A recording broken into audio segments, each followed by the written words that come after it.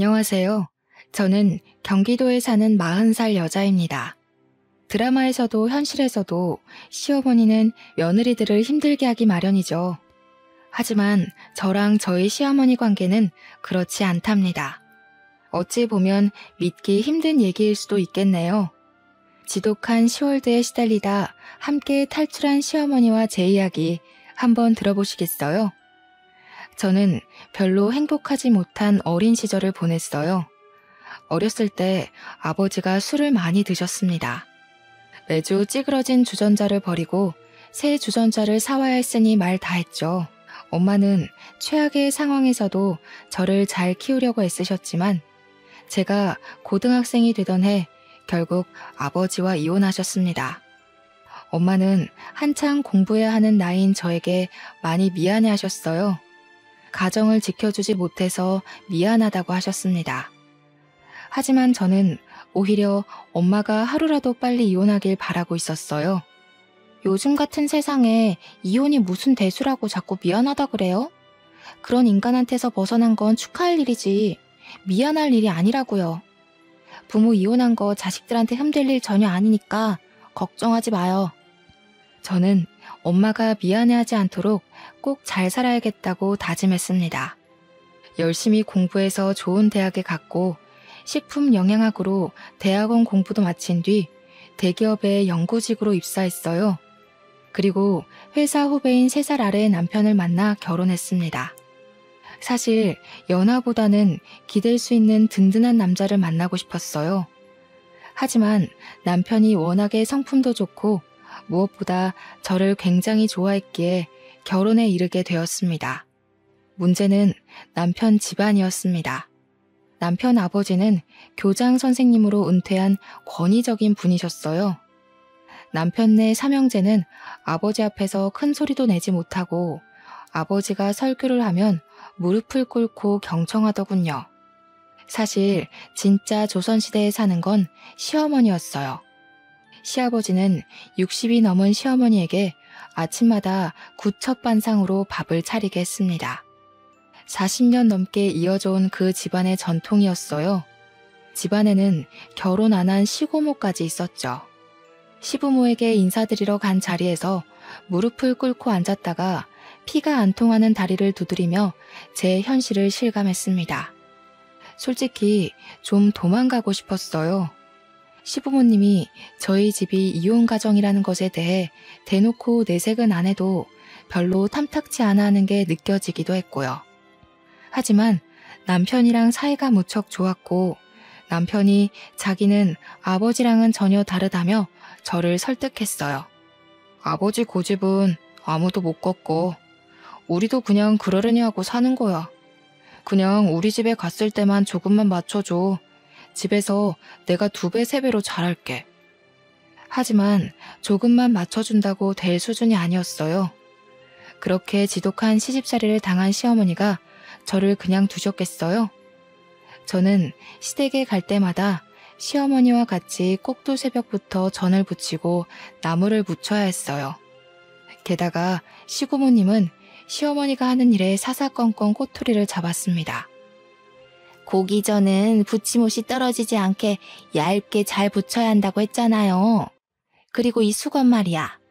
내가 따로 삶아서 빨라고 했는데 왜 다른 옷들이랑 같이 건조대에서 나와요? 내가 이거 보고 얼마나 황당했는지 알아요? 대체 몇 번이나 말을 해야 알아? 시어머니는 그 구박을 묵묵히 듣고만 있었어요. 시아버지나 남편 형이나 동생도 그런 일이 흔한 일인 듯 아무렇지 않아 보였습니다. 게다가 시댁은 알고 보니 제사를 1년에 10번이나 지내는 집안이었어요. 저는 할 말을 잃었습니다. 남편은 자기가 죄인이라며 납작 엎드렸어요. 이게 미안하다는 말로 될 일이야? 자기네 집은 남자들은 부엌에 들어가지도 못하게 하잖아. 자기가 도와줄 수 있는 것도 아닌데 미안하다고 하면 다냐고. 난 절대 못해. 저는 시댁에 가서 제사에 참여할 의지도 여유도 없음을 선언했습니다. 물론 있는 그대로 말하진 않았죠. 독실한 기독교임을 내세워 우상 숭배 행위인 제사 행위에는 일절 참여할 수 없다고 못을 박았습니다. 잘난 하나님 믿겠다고 조상 모시는 일을 팽개친다고? 세아가, 네가 얼마나 잘났는지 몰라도 조상님들을 팽개치는 건 절대 못 참는다. 그래, 조상들을 모시는 건 후손들을 지켜주고 복을 달라고 하는 일인데 그건 있을 수 없는 일이야. 어머, 똑똑한 며느리 들인다고 좋아하더니만 하긴 저렇게 똑똑한 며느리가 어떻게 무식한 시어머니 밑에서 그 일을 다 하겠어. 어떻게 보면 할 수 없는 일이지 뭐. 그날 어찌어찌 넘어가 집에 돌아갔어요. 그런데 시고모님한테 전화가 왔지 뭡니까. 시고모님은 자기는 제 마음 이해한다면서 답답한 시부모한테 맞출 필요 없다고 은근슬쩍 제 편을 드는 거였어요. 솔직히 너네 시부모, 특히 태영이 엄마가 좀 답답한 스타일이잖니. 나도 젊었을 때 결혼하려다 실패한 경험이 있어서 너희들 마음 잘 안다. 요즘 같은 시대에 누가 그렇게 구식으로 살아? 다 시대에 맞춰 사는 거지. 무식한 사람들이나 옛날 얘기하면서 젊은 사람들 괴롭히는 거지. 뭔가 좀 앞뒤가 안 맞는다는 생각이 들었지만 저는 일단 넘어갔어요. 문제는 얼마 뒤 명절에 터졌습니다. 저는 죽었다 생각하고 시어머니와 함께 명절 음식을 장만하고 있었어요. 시고모님은 열심히 일하는 개미 옆에서 노래하는 배짱이처럼 팽팽 놀면서 감나라 배나라 훈수질을 하고 있었습니다. 아니, 언니는 어떻게 해도 일이 안 늘어? 백날 첫날이 가도 맨 그 자리니. 그래가지고 똑똑한 며느리를 가르칠 수 있겠어요? 소윤이 좀 봐요. 머리 좋은 애들이 일도 잘한다니까. 애 앞에서 무식한 티 좀 내지 말아요. 창피하지도 않나? 바닥에 앉아서 전을 붙이고 있던 저는 민망함에 얼굴이 다 화끈거렸어요. 시어머니를 흘끗 보니 흔한 일인 듯 얼굴색 하나 안 변하고 묵묵히 일을 하고 계시더군요. 그래, 소윤이는 일 때문에 많이 바쁘지? 연구원이면 할 일도 많을 텐데 명절까지 챙기고 장하다 얘. 나는 요즘 애들 자기 할 말 하는 거 보기 좋더라고. 우리 때나 벙어리 냉가슴 앓으며 할 말 못하고 살았지. 네 말대로 일하느라 바쁜데 어떻게 제사까지 챙기겠어? 집에서 노는 네 시어미가 하면 되지. 그렇지 오빠? 하긴 그렇긴 하지. 저 사람이야 맨날 하던 일이니까 인이 박혀서 쉽게 하지만 새아가가 직장 다니면서 제사까지 챙기기는 힘들기는 하지.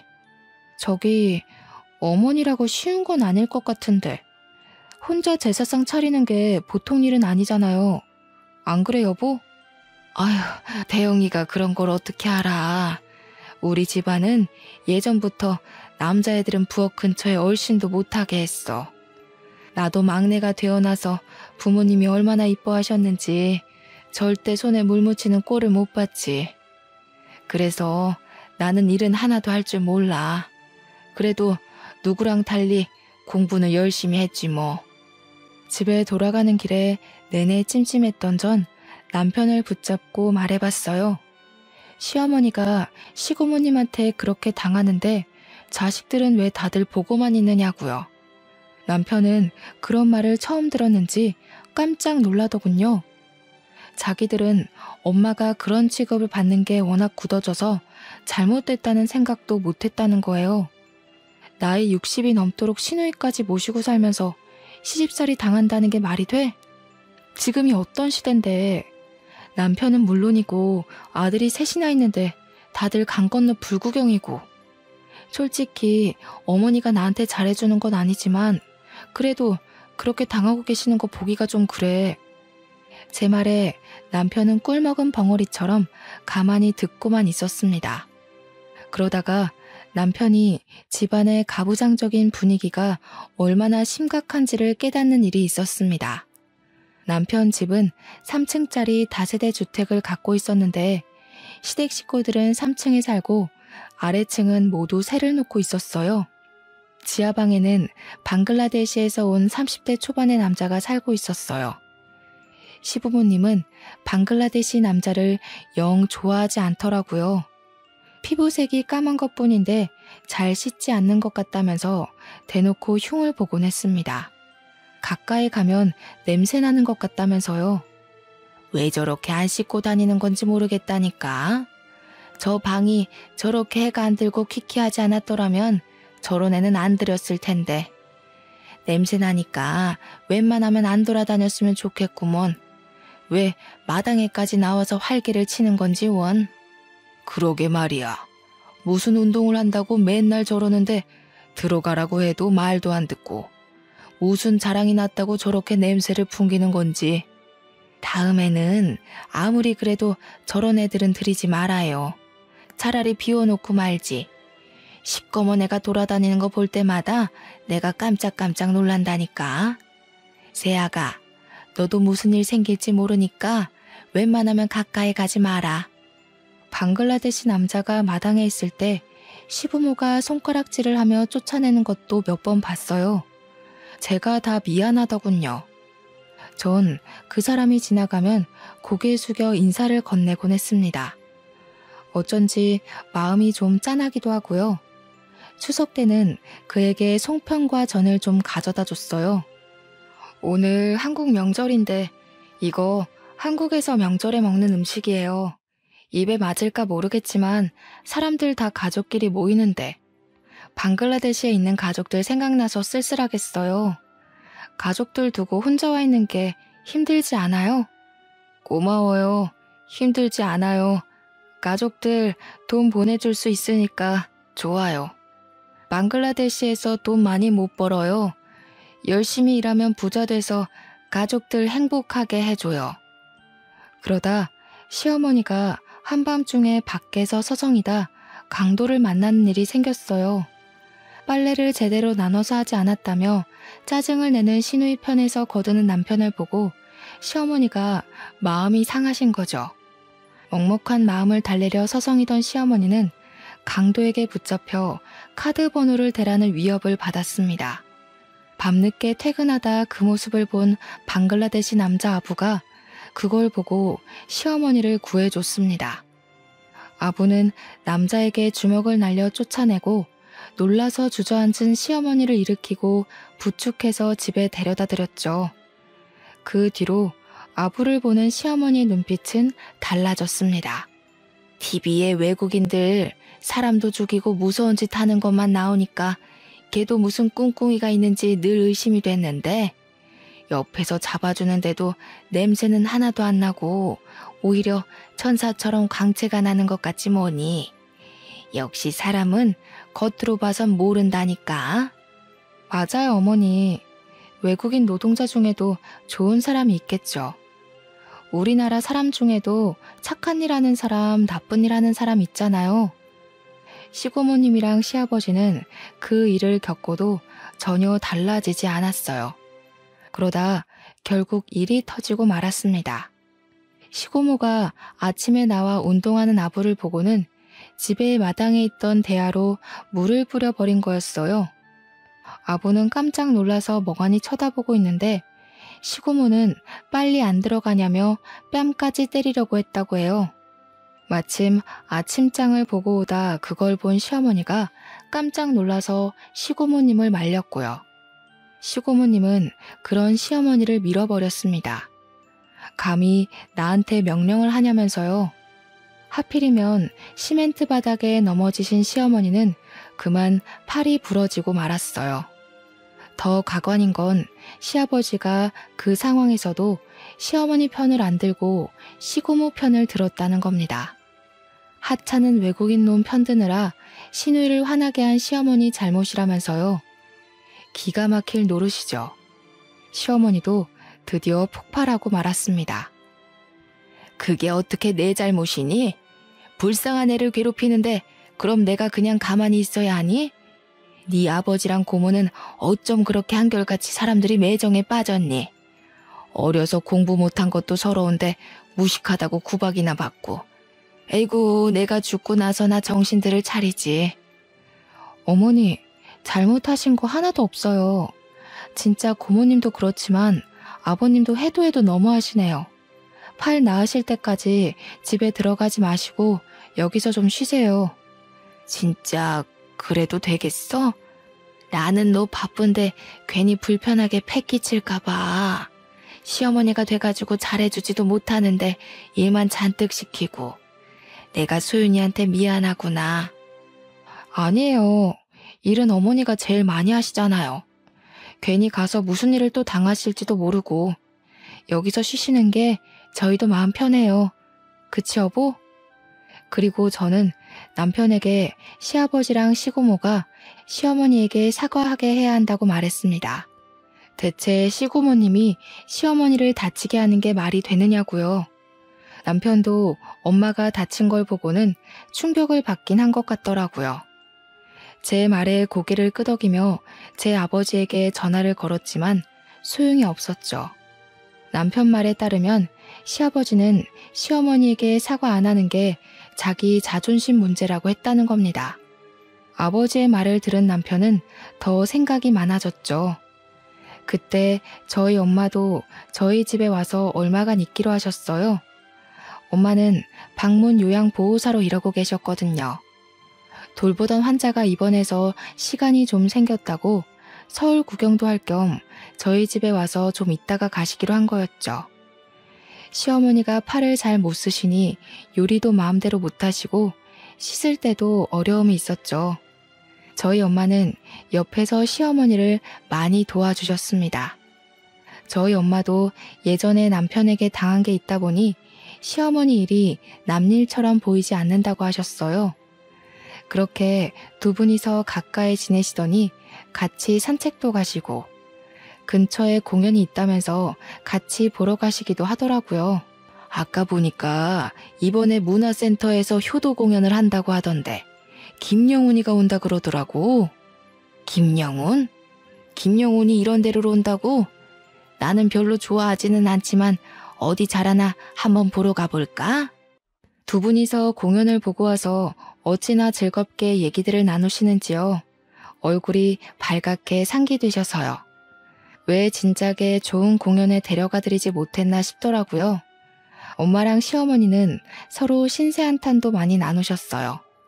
방문 요양 가면 어르신 어르신 이렇게 부르면서 깍듯하게 대해야 하거든. 우리도 공부해서 자격증 딴 사람들인데 나이 드신 분들이다 보니 우리를 식모 정도로 생각하더라고. 요양사님이라고 안 하고 아줌마 이거 좀 가져와 저거 좀 가져와 하면서 하대한다니까. 가끔 내가 이 나이 먹고 뭐하나 싶어. 그러니까 그만두시라니까요. 엄마 생활비 보내드린다잖아요. 에이그 내가 또 무슨 할 일이 있다고 집에서 놀겠어? 노는 것도 놀던 사람이나 노는 거지. 우리는 놀 줄 몰라서 놀지도 못해. 아유 사부인은 그래도 남들한테 하대당한 거잖수. 나는 가족들 수발 다 들면서 욕먹는데 뭐. 못 배운 게 죄다. 내가 할 줄 아는 것만 있었어도 신우랑 남편한테 이런 취급 안 당하면서 살지. 이러면서 40년을 살았어요 내가. 사부인이나 나나 남편 복 없으니 팔자가 그러려니 해야지 어쩌겠어. 아니 점잖은 교장 선생님 부인이 그렇게 고생하면서 살지 누가 알았겠소? 소윤이 아빠야 툭탁하면 술 먹고 들어와서 집안을 뒤집어 놨지. 애 한창 클 때 그런 꼴 보면서 크게 한 게 지금도 미안하다니까. 어쩌겠소. 사부인 말대로 내 팔자가 그런 걸. 내 가만히 보니까 마음 편하게 사는 사람 몇 없더라고. 사람들 다 마음의 응어리 하나씩 갖고 살지. 그래도 이렇게 서로 이야기 나눌 사람이 있으니 얼마나 좋아요. 아들이 셋이나 있으면 뭐래? 여태까지 아무도 내 얘기 안 들어준 걸. 나는 그게 안 된 일인지도 모르고 그러려니 하고 살았지. 아이고, 아들들이 있어도 도움이 안 되니 혼자서 얼마나 냉가슴 앓으셨겠소. 주변에도 보니까 딸이 있어야 한다고 그러더라고. 이제라도 우리한테 좀 마음 내놓고 그러고 살아요. 두 분은 그렇게 서로를 위로하며 더 친해지셨습니다. 사실 두 분 다 사회생활을 안 하시다 보니 몇십 년 만에 처음으로 마음을 터놓을 친구가 생긴 거였죠. 한날은 제가 마음을 먹고 저희 엄마랑 시어머니를 좋은 레스토랑에 데려갔어요. 두 분 다 열심히 집안일하고 밥 벌어먹을 걱정만 하셨지 좋은 데서 밥 한 번 못 드셔봤거든요. 남편은 친구들이랑 놀라고 밖에 내보내고 여자들 셋이서 분위기 좋은 음식점에서 맛있는 음식을 먹었습니다. 제가 엄마와 시어머니에게 하고픈 말이 있었거든요. 저는 엄마가 고생해서 뒷바라지 해주신 덕분에 공부를 잘 마치고 좋은 직장까지 얻었는데 엄마는 항상 제자리인 게 늘 마음에 걸렸거든요. 시어머니도 마찬가지였죠. 그 시절엔 여자애들을 공부를 안 시켰기 때문에 공부를 못했을 뿐인데 무식하다고 구박당하시는 게 얼마나 억울합니까? 엄마, 그리고 어머님, 저랑 태영 씨는 직장에서 자리도 잡고 이번에 태영 씨도 월급이 올라서 더 살만해졌거든요.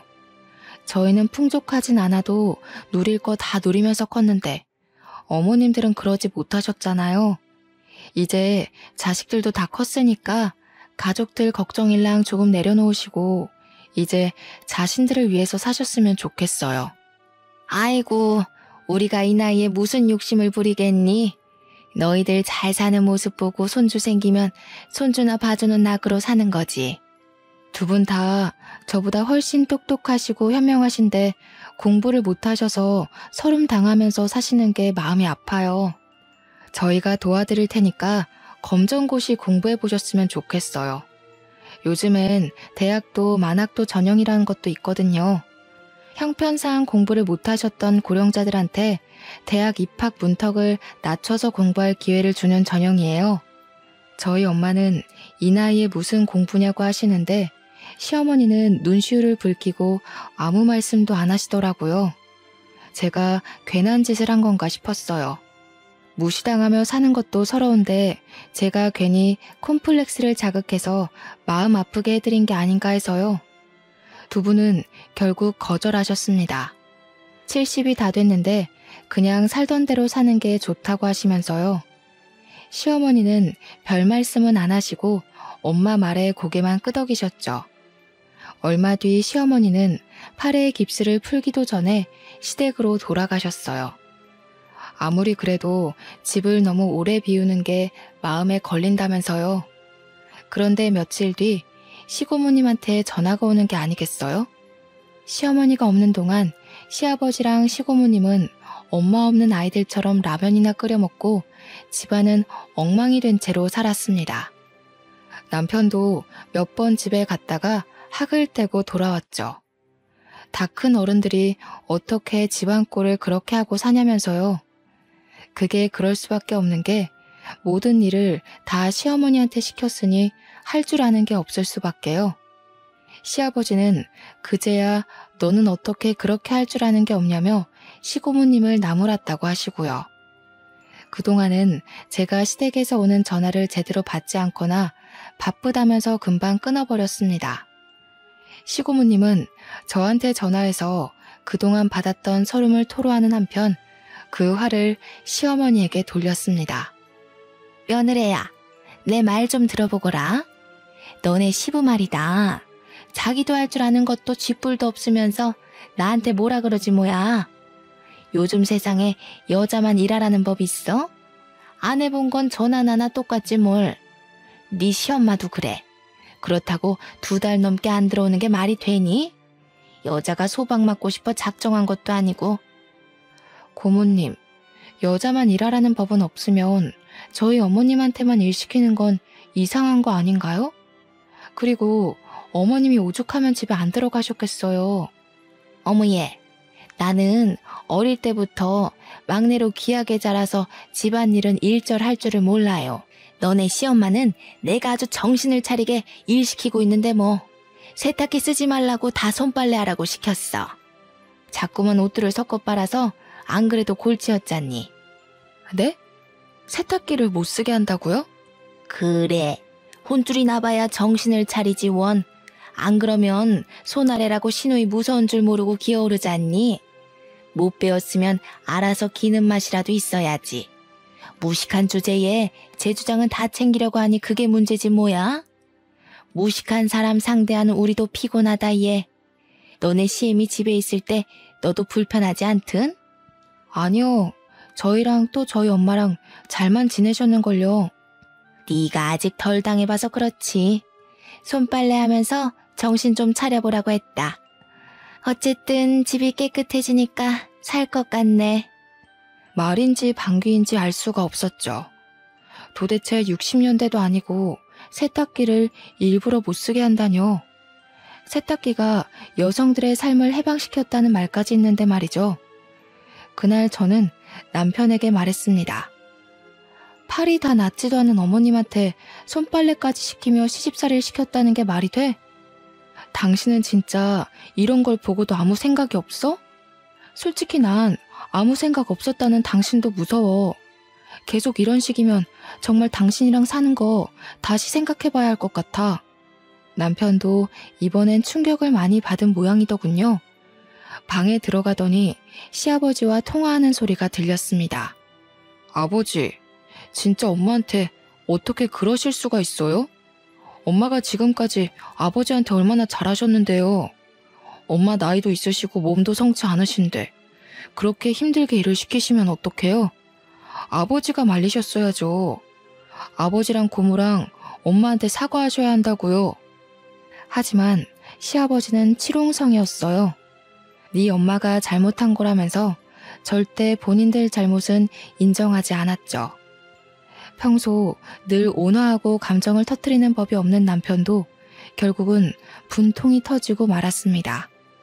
우리 아버지가 저렇게 편협한 분인지 몰랐다면서 화를 내고 혼자 머리를 싸매고 끙끙대더군요. 며칠 뒤 시어머니는 저희 집에 다시 오셨습니다. 나 어릴 적에 공장 나가면서 교복 입고 학교 가는 애들 보면 그렇게 부러울 수가 없었다. 그래도 나한테 주어진 팔자거니 하고 그래도 이만하면 부러운 거 없이 산다 하며 살아왔어. 그렇지만 공부 못한 게 늘 한이 되고 공부 못했단 이유로 무식하다는 소리 듣는 건 더 서러웠다. 엄마, 그동안 제가 마음 못해 하려드려 죄송해요. 저는 그냥 엄마는 그렇게 사는 게 당연하다 여긴 것 같아요. 아버지가 엄마한테 그렇게까지 하실 줄이야. 지금까지 많이 참으셨는데 지금이라도 이혼하시는 게 낫지 않을까 싶은데. 내가 이 나이 먹고 이혼은 해서 또 뭐 하겠니? 그 집에서 당하는 꼴은 서럽지만 흔한 말로 무슨 부귀영화를 누린다고 이혼을 하겠어. 하지만 무식하다 무시당하는 건 이제는 싫다. 새아가 말대로 이제라도 공부해서 몇십 년 묵은 한을 풀어야겠어. 잘 생각하셨어요. 어머니, 정말 잘 생각하셨어요. 시어머니가 담담하게 이야기하는 모습을 보니 어쩐지 눈물이 날 것 같더군요. 시어머니가 검정고시 공부하기로 했다는 소식을 들은 저희 엄마도 결국 함께 검정고시 공부를 하기로 했습니다. 저는 두 분 생활비 걱정 말고 하고 싶으셨던 공부 마음껏 하시라고 말씀드렸어요. 그렇게 해야 우리 어머니들이 자신의 삶을 찾아야 비로소 저희 삶도 온전해질 것 같은 느낌이었거든요. 두 분은 함께 중학교 졸업학력 검정고시반에 들어가셨습니다. 저희 엄마는 저희 집에서, 시어머니는 시댁에서 다니셨지만 종종 저희 집에서 같이 주무시며 함께 공부하셨어요. 남편은 저에게도 사과했어요. 앞으로는 시댁에서 제가 부당한 대우를 당하면 적극적으로 제 편을 들어주겠다고 했습니다. 늦은 나이에 다시 시작한 어머니들의 공부는 결코 쉽지 않았어요. 저희 엄마는 툭하면 머리가 아프다며 싸매고 들어 누우셨죠. 시어머니도 열심히 공부하셨지만 중학교 졸업학력 검정고시를 두 번째 떨어졌을 때는 많이 실망하신 눈치더라고요. 사부인, 우리가 어려운 시절에 태어나 어린 시절에 공부를 못하고 나이 들어 이 고생이지요. 그래도 저는 이런 생각이 듭니다. 그래도 늦게라도 공부를 해볼 수 있다는 게 어딥니까?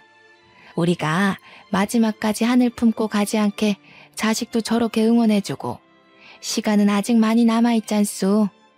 저는 두 분이 포기하지 않으시도록 더욱 옆에서 열심히 응원하고 보조해 드렸습니다. 솔직히 말하면 저도 힘든 점이 많았습니다. 제 일만 해도 버거울 때가 많았거든요.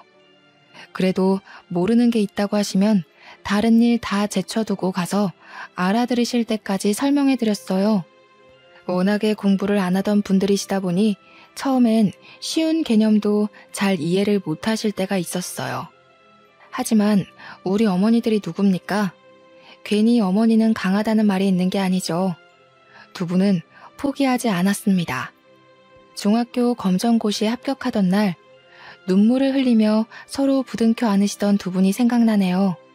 그날 시어머니는 집에 들어가 선언했습니다. 당신들 밥은 이제 당신들 손으로 차려 먹으라고요.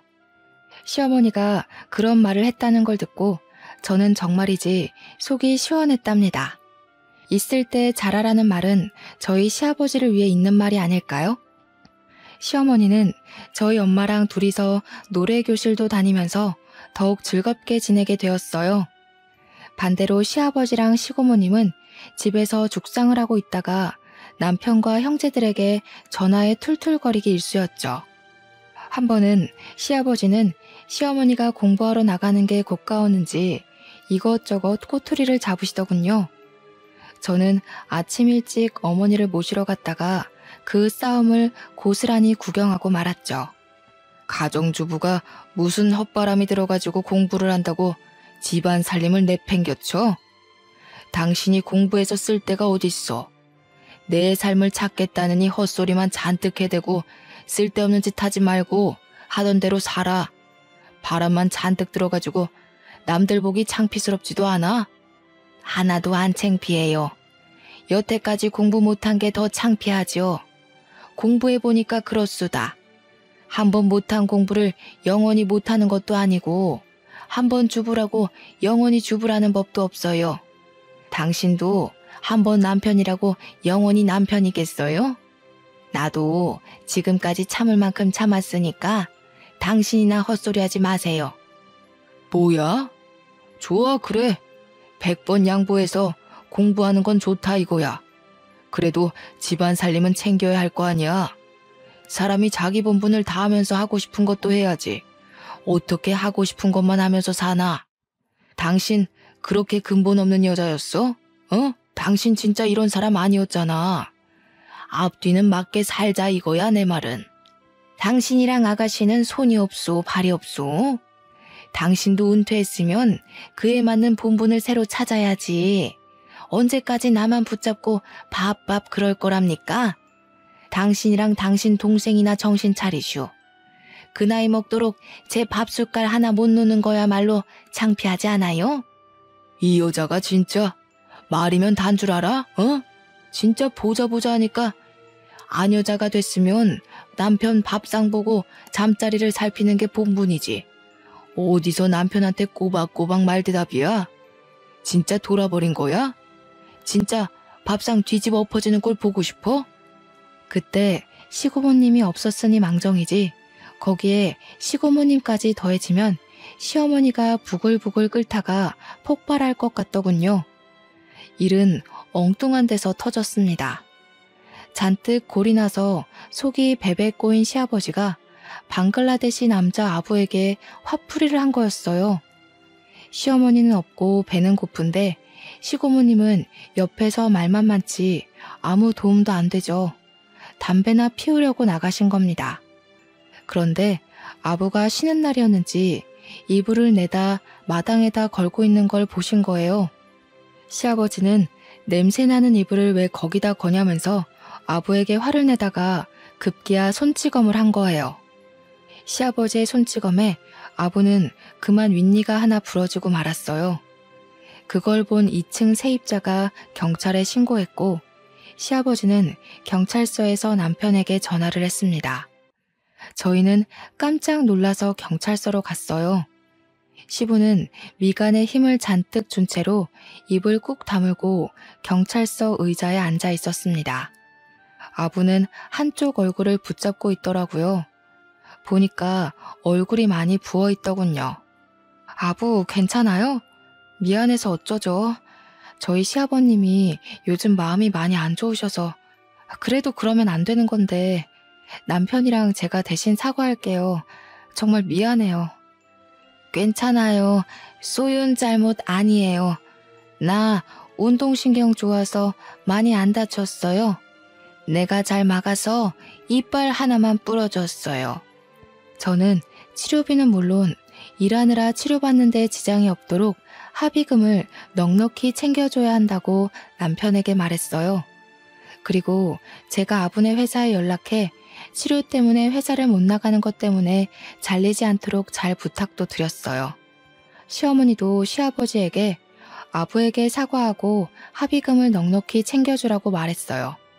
시아버지는 끽소리도 못하고 합의금을 마련해 줬습니다. 그런데 아주버님이 저한테 전화해서 화를 내는 게 아니겠어요. 제가 중간에 끼어서 아버님 편은 안 들고 그 외국인 편을 들어준다는 거였습니다. 재수씨가 그러면 안 되죠. 저번부터 느꼈는데 왜 그렇게 자기 생각 가지고 아버지를 몰아붙여요? 엄마 검정고시 공부한답시고 집안 살림 내팽개치고 노랫바람까지 든 것도 재수씨가 바람 넣은 거잖아요. 시집을 왔으면 그 집안 법에 따를 줄도 알아야죠. 재수씨가 똑똑하다고 재수씨만 옳고 다른 사람들은 다 무식한 줄 알아요? 제가 받아치려는데 남편이 갑자기 전화기를 뺏어들었습니다. 아버지가 잘못한 건데 형은 왜 그걸 소윤이한테 그래? 그건 진짜 인간으로서 해서는 안 되는 일이잖아. 더구나 교육자셨는데 자식이고 며느리라고 아버지가 무슨 짓을 하든 다 편을 들어드려야 돼? 우리가 그러면 아버지가 더 편협해지고 자기밖에 모르는 사람이 되는 거 모르겠어? 그 일이 있고서도 시어머니는 여전히 집안일에 굴레에서 완전히 벗어나지 못하셨어요. 시어머니가 아니면 집안 꼴이 자꾸 엉망이 되니까 그걸 두고 볼 수가 없으셨던 거죠. 사람이 한 번에 바뀔 수 없으니까요.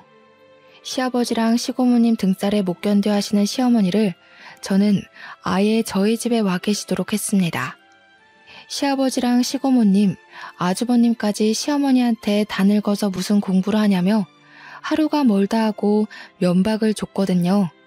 그런 와중에도 두 분은 열심히 공부하셨습니다. 중학교 검정고시는 몇 번 낙방하셨지만 고등학교 졸업학력 검정고시는 한 번에 합격하셨어요. 두 분이 공부하는 게 시너지도 생기기 시작한 것 같았어요. 마침내 두 분이 나란히 만학도 전형으로 사회복지학과에 입학하셨습니다. 두 분이 대학 입학하던 날 저는 굳이 반차를 내고 입학식을 보러 갔어요. 어쩐지 그 순간을 놓치면 안 될 것 같았거든요. 두 분의 한층 밝아진 얼굴을 보는 것만으로도 행복했죠. 두 분이 대학생이 되어 열심히 공부하시는 모습을 보며 묘한 기분도 느꼈답니다. 물가에 내놓은 것처럼 걱정되기도 하고 그러면서도 학교 가는 뒷모습만 봐도 뿌듯하고요. 우습지만 엄마가 저를 키울 때 이런 기분이었겠구나 하는 기분이랄까요? 두 분은 학교에서뿐만 아니라 노인회관에서도 친구들을 많이 사귀시고 노래 모임도 더욱 활발히 다니셨습니다. 제 2의 인생이 꽃피우기 시작한 거죠. 소윤이 너 피꺼솥이 뭔지 아니? 피꺼솥. 우리 과 애들한테 배웠는데 하기는 너는 신세대들이 쓰는 단어는 이제 잘 모르지? 요즘은 MZ세대라고 부르더라. 피꺼솥? 피카츄 친척인가? 피로가 거꾸러질 정도로 솟아오른다? 아, 그러고 보니 진짜 피곤하네. 아, 내가 그걸 어떻게 알아요, 엄마. 으이그, 그거 하나 알았다고 딸을 약 올리네. 소윤이는 공부만 하느라 학생 때도 그런 말 몰랐을걸? 엄마 고생한다고 한눈 한 번 못 팔았잖아. 소윤아, 피꺼솥이 뭐냐면 피가 거꾸로 솟는다. 피가 거꾸로 솟을 정도로 화가 난다. 대학을 졸업하던 날 엄마와 시어머니는 함께 특별상을 받으셨어요. 고령에도 불구하고 열심히 공부하는 모습으로 젊은 학생들에게까지 본보기가 됐다고 주는 상이었죠. 두 분이 뒤늦게 공부하느라 고생하신 걸 아는 저는 가슴이 찡했습니다. 두 분은 노인 심리상담사 자격증을 따서 노인회관에서 상담사로 일하기로 되어 있었습니다. 시간제 일이기는 하지만 그래도 취직이 된 게 어디예요? 저는 자꾸만 눈가가 촉촉해지면서도 한편으로는 이 순간을 마음껏 즐겨야겠다고 생각했습니다. 졸업식이 끝나고 저희는 근교로 드라이브를 나가기로 했어요. 다들 한껏 기분이 들떠 있었죠. 시어머니는 가져올 게 있다면서 잠깐 시댁에 들르겠다고 하셨어요. 기분 좋게 모자를 쓰고 나오려던 시어머니는 그만 시고모님한테 붙잡히고 말았어요. 한참을 기다려도 시어머니가 안 나오길래 제가 들어가 봤더니 두 분이서 한창 말싸움을 하고 있었습니다. 집구석에 기어들어오지도 않더니 또 어딜 기어나가는 거야? 이보세요, 김성희 씨. 제정신이세요? 제정신일 리가 없지. 안 그럼 저렇게 헛바람이 들 수가 있나. 집안 꼴 잘 돌아간다. 우리를 이렇게 무시하고도 언니가 무사할 줄 알아? 무사 안 하면 뭐 어쩌려고. 머리채라도 잡게요. 하긴 그런 게 아가씨한테 어울리긴 하지. 말도 함부로 하지 집안일 하나 할 줄 아는 게 없지. 입만 살아가지고 남 괴롭힐 줄밖에 더 알아? 이보세요, 최금희 씨. 저도 예전에 제가 아니거든요. 아가씨 대학 졸업장 없잖아. 시어머니는 졸업장을 시고모한테 던졌습니다. 말리려던 저는 팔을 뻗은 채로 그대로 굳고 말았어요. 솔직히 속이 시원했습니다. 우리 며느리가 그러더라고. 남들이 날 모욕할 때는 일단 녹음을 해두라고.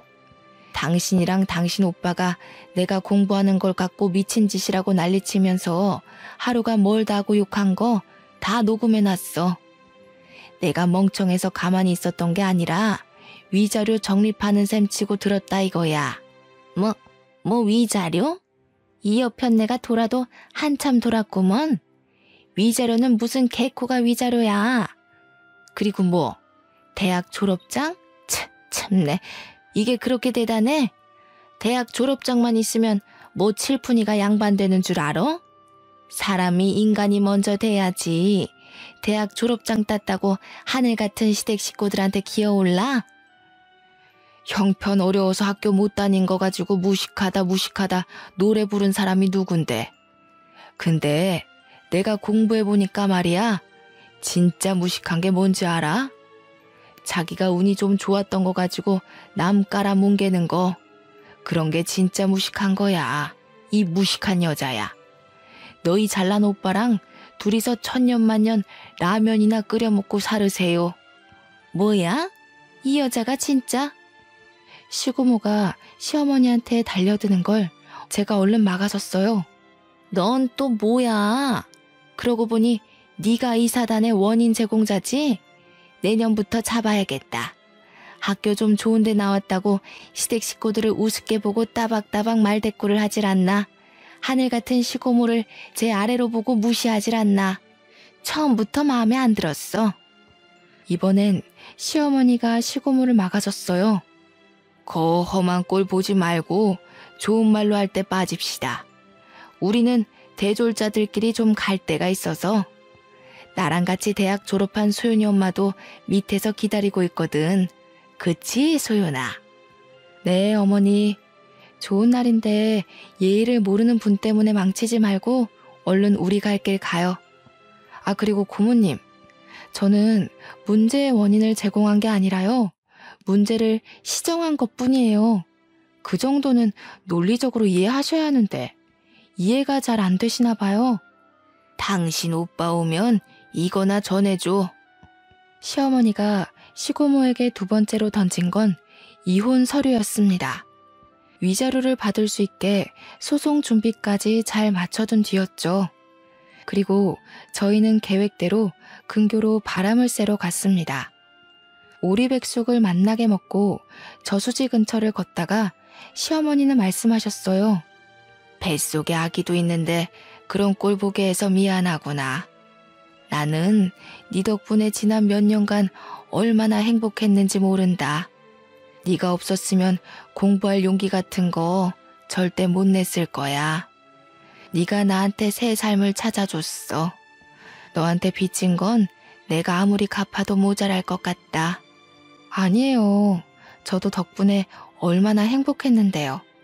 어머님이 없었으면 저희 엄마도 용기 내지 못했을 거예요. 저희 엄마가 공부해서 늦게라도 새 삶을 사는 거, 그게 제 소원이었거든요.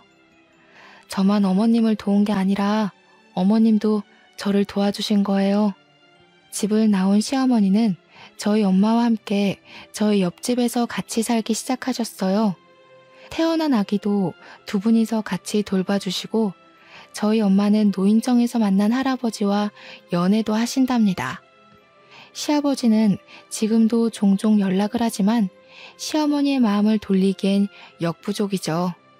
뒤늦게 결혼한 아주버님이 자기가 아버지를 잘 모신다고 난리를 치더니 밥이 입에 굴러들어올 때까지 기다리는 노친네 돌보기가 만만치 않았는지 쏙 들어가서 양로원에 보내기로 했다고 하더군요. 하긴 형님이 무슨 잘못이라고 그걸 다 감당하겠어요. 그래도 남편 아버지라 저희는 가끔 아기를 데리고 찾아뵙기는 합니다. 저희 아버지에게도 찾아가고요. 이혼 소송이 끝나고 시어머니는 45년간 희생한 대가로 2층짜리 건물을 하나 위자료로 받았습니다. 시어머니는 그 건물을 저희에게 주겠다고 하셨어요. 당신은 모아둔 돈이 충분하시다면서요. 건물 덕에 저희 부부는 조금이나마 경제적으로 나아졌고 그 여유를 어머님들과 인생을 마음껏 즐기는 데 쓰고 있답니다. 방글라데시로 돌아간 아부는 농장을 샀다면서 놀러 오라고 연락을 해왔어요. 아부처럼 해맑은 그의 아내와 딸의 미소를 보니 참 기뻤습니다. 내년에는 엄마, 시어머니, 제 딸을 데리고 방글라데시를 다녀오게 될 것 같아요. 제 이야기는 여기서 끝이에요. 어머님들이 무시당하지 않게 공부하길 간절히 바랐지만 오히려 두 어머님을 보며 제가 더 많이 배운 것 같네요. 여러분도 좋은 시절 다 갔다 느껴질 때 그때가 바로 새로 시작할 때라는 거 기억해 주셨으면 좋겠어요. 다시 꽃피울 인생을 위해 파이팅입니다.